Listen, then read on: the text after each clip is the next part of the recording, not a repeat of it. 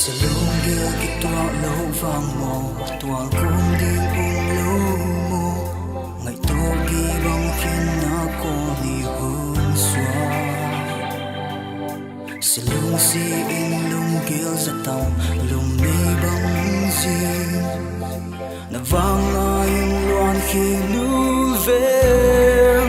Sa lung mol zin qua linh hung lên Na vang ngay lung xuan ka siang vangin mo Sa lung mo dòng hi singe Sa sum ki sam dòng hi singe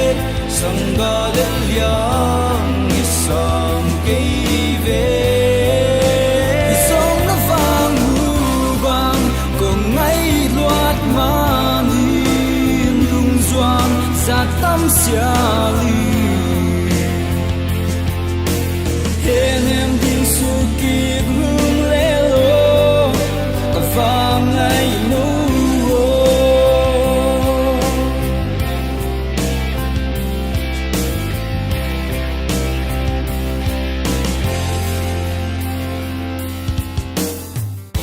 The pain inside of me grows like nerves of tree Cause I thought I found the one and I thought I was done Heart weeps now, hate the way it feels now But what would a brother do when love won't let me through? Said it would stay till we all ingrained Now you're the one that's making me afraid Promises you made, take all you betray We'll miss you forever, try I may however We should have been together, now everything's a disaster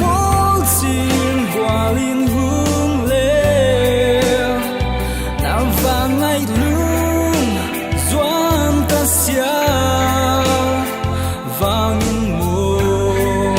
sa lung mo dòng hi singe sa sum ki sam dòng hi singe sang ga lên liang hi sam cây về sông nó vang nu vang cùng ngay loạt mang lung doan sa tâm xia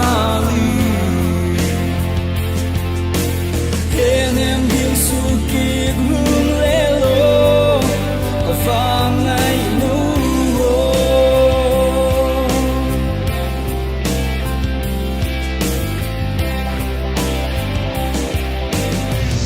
Phù lô vang ai sẽ xuống vùng tình Lâu san cây về Vang ai mặn lung doan giật tâm Siang hi in nghe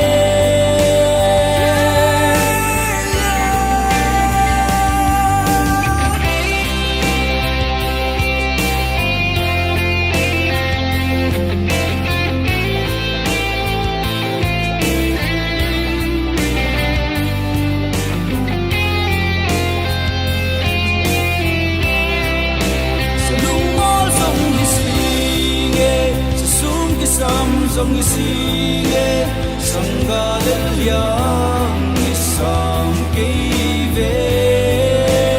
sông nó vang hu vang cùng ngay loạt mang hin lung doang sa tâm xia li Hên em hiên su kịp hương